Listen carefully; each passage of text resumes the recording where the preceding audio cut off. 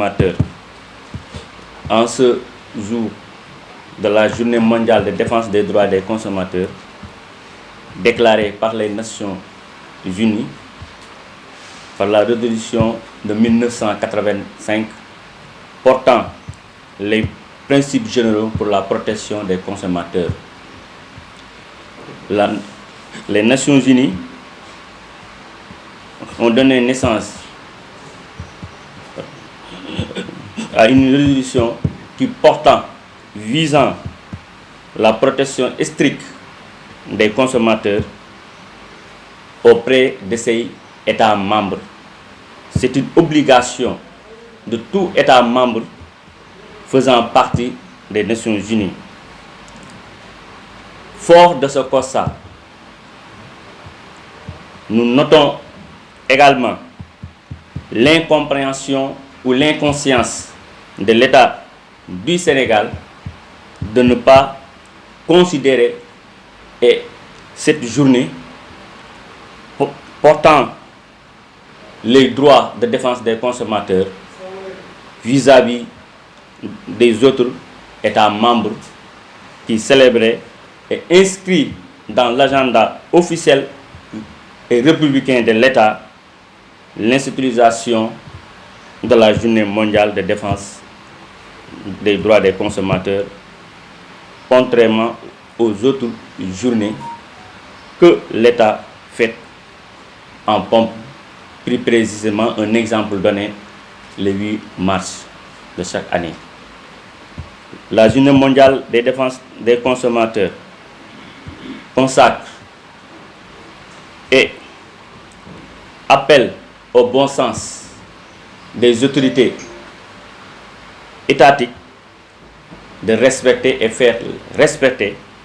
la législation qui concerne la réglementation, les lois qui encadrent la défense et les droits et les devoirs des consommateurs. Fort de ce constat, nous déclarons aujourd'hui que l'État du Sénégal, par ses multiples efforts pour soutenir le pouvoir d'achat des Sénégalais durant la magistrature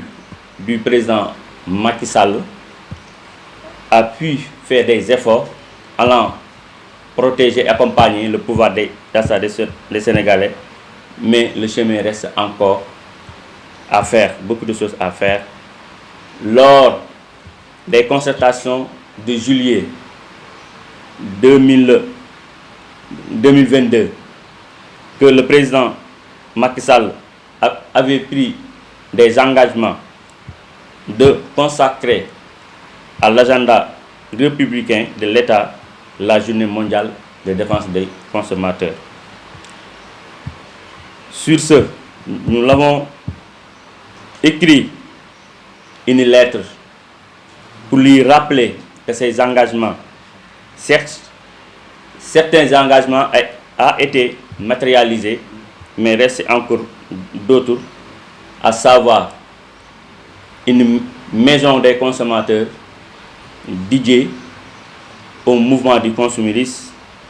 un fonds national dédié à l'action bénévole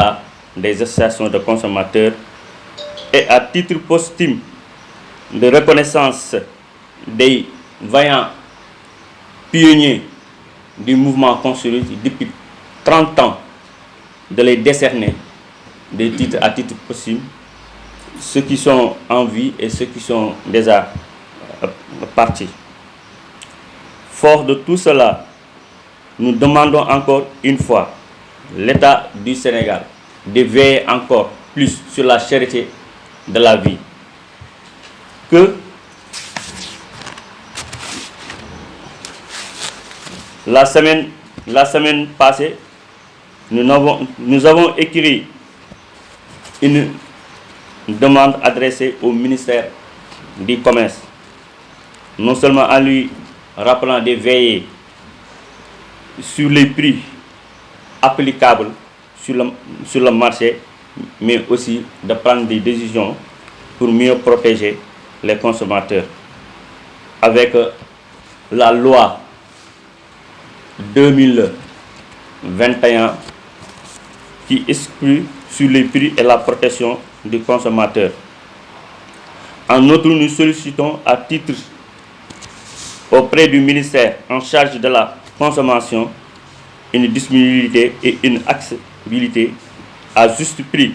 des denrées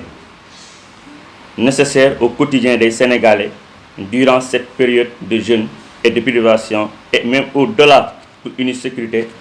alimentaire. Nous sommes tous des consommateurs par définition. La journée mondiale de défense des consommateurs devrait normalement se passer avec la promesse du chef de l'État. À défaut de cela, le ministre en charge du commerce devrait le faire pour au moins donner un caractère particulier à cette journée, ce que nous déplorons davantage. Je vous remercie. waaye jëfandiku yu jigéen ñi ak ñu góor ñi tey bés bi nag dafa nekk bés boo xamante ne bésu waa àdduna bi yépp la te waa Nations Unies bi nga xamante ne moo boot xeetaayu dëkk yépp déclaré ko woon en 1985 par le président Kennedy moo ko njëkk a déclaré pour wax ne nous sommes tous des consommateurs par définition. loolu buñ ko déggee rek dañu bëgg a xamal nit ñi ne leen ak lu mënta xew ñëpp ay consommateurs la que ce soit terminologie bi nga xam ne moom lañ koy tuddee usager client téléspectateur spectateur quel que soit le mot utilisé rek dañ xam ne ñëpp ay consommateurs lañ ba nga xamante ne dañ am ay àq ak yelleef yoo xamante ne état yi dañ ko war a respecter. moo taxoon Nations Unies tënkoon benn document résolution boo xamante ne dafa obligé état yi ñu appliquer ko seen biir dëkk yi pour que consommateur bi mun a am ak xam ak yelleefam. document boobu nag résolution boobu mu ngi tudd les principes généraux pour la protection des consommateurs. ñun ñu xool nag fii Sénégal nag état bi malgré effort yi muy def yëpp pour soutenir consommateurs yi mais ba léegi liggéeyam ak consommateurs yi dafa des bu baax a baax ni mu war a approprier mouvement consumériste ni mu leen war a accompagner pour que ñu gën a mën a jëmmal seen place mën a participer li nga xamante mooy des actions citoyennes ba léegi état du Sénégal loolu dafa des. boo xoolee am nañ ay cadres réglementaires yoo xam ne dafa registre li nga xamante mooy droit des consommateurs ñu koy wax la loi numéro 25/2021 sur les prix et la protection du consommateur. mais loi boobu li ci nekk actuellement nii mooy décret d'application yi nga xam ne moo war a jëmmal consommateurs yi may association de consommateurs yi ñuy gën a mën di défendre consommateurs yi décret boobu ba léegi génnagul kon seen topp bu ñu war a topp pour jàppale association de consommateurs yi pour que ñu mën a jëriñ consommateurs yi ba léegi dafa des. loolu mu doon loo xam ne tamit lu ñuy ñaaw la tamit di ko fàttali tamit ci l'état du Sénégal. beneen bi mooy dañ fi defoon ay concertation 2022 état du Sénégal le président ci boppam mu jëloon ay engagement ne moom fas yéene na chaque année bu jotee muy journée bi dana fexe mu dugg ci calendrier officiel de l'État jox ko cër comme ni mu joxee cër yeneen journée yi comme 8 mars bi nga xam ne moo gën a nekk journée bi ñu gën a féete ci Sénégal te 15 mars amul benn journée bu ko ëpp njëriñ ci àddina bi parce que te moo fi nekkal waaye jëfandiku yi même électeurs yi ñuy wax ci ay waaye jëfandiku la loolu ñu wax les consommateurs électeurs parce que ñooy folli président tamit jëloon na ay engagement yoo xamante ne pour accompagner association des consommateurs am na yu nga xam ne jot nañ ko def muy lu ko demee les 1000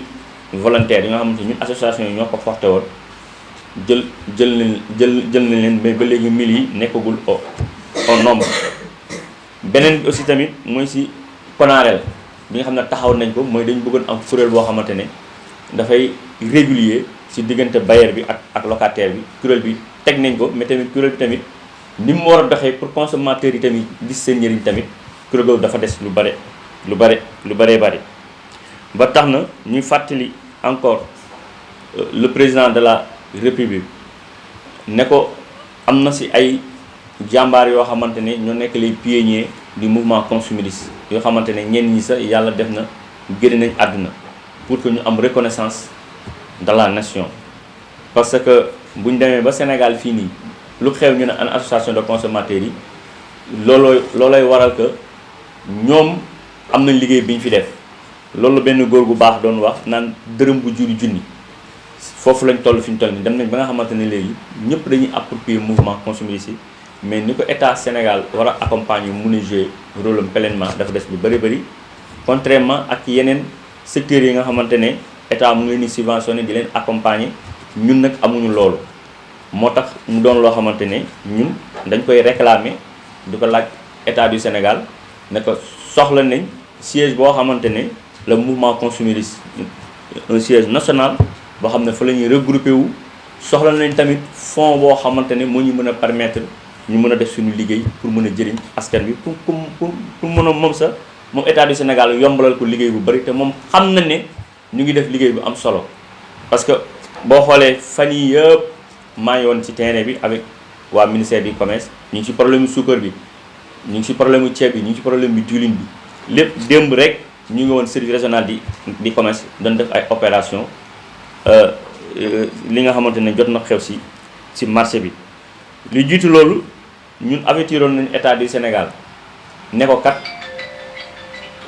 ñu ngi jëm ci ay koor mais seetlu nañu ci marché bi dafa am produit yi nga xam ne mooy prix de denrée nécessaire non seulement dafa manqué mais njëg gi respecté wuñ ko dafa jéggi dayoo il faut nga jël ci ay mesures. mais gis nañ ba léegi loolu am na ay manquement yi nga xam ne des na ci ñuy waxaat rek li nga xamante ne président waroon na ko jëflante ak association de consommateurs ci jour bi tey ni mu ko ratee mais ministère du commerce ci boppam waroon na ko mën a rattraper ba nga xamante ne tey heure bi dañu waroon a fekk ñu nekk ministère du commerce ñuy def évaluation yi nga xamante ne jot nañ ko def pour lu jëm ci consommateurs yi ñu xool li desul ak lan lañu war a améliorer pour que mu mën a nekk njëriñu consommateurs yi. loolu taxoon na ñu woo ñëpp di leen wax ne mbiru ñëpp la affaire bi moom appel bi ñuy def rek mooy responsabilité individuelle avant d'être collectif mooy kenn ku nekk yaa war a njëkk a défendre sa bopp avant que nag mbooloo mi nag di ko boole mu nekk benn say pour défendre pour intérêt ñëpp. ñuy profité rek di remercier la presse parce que te xam nañ ne li mu xat metti am nañ considération ak sensibilité ci journée bi ñu leen di remercier seen teewaay bu baax a baax te xam nañ ne seen wàll la boo xam ne dañ ko war a def buñ jàppee dañ war a jàpp fii ñu jàpp fii ñeneen jàpp fii buñ dajee rek dafay nekk njëriñu ñëpp. loolu ñu leen ci remercier bu baax a baax di massawu consommateurs yi nga xamante ne war nañ jot ci benn produit te mënuñ see jot gis produit bi tamit bu ko jënd te mënoo ko jënd loolu yooyu ay question yoo loo xamante ne dafa nekk ci responsabilité état moo war a veiller à ce que le marché soit suffisamment approvisionné mais des fois défaillance yooyu dafay am ñu leen di fàttale encore une fois ñu ngi remercier ñëpp di baalu ñëpp ak ci koor gi ñu nekk ci ay koor lañ nekk di ñaan yàlla ñu yàlla nangul suñuy koor te may ñu li ñuy dugal ci poos yi di ko demee marché jërëjëf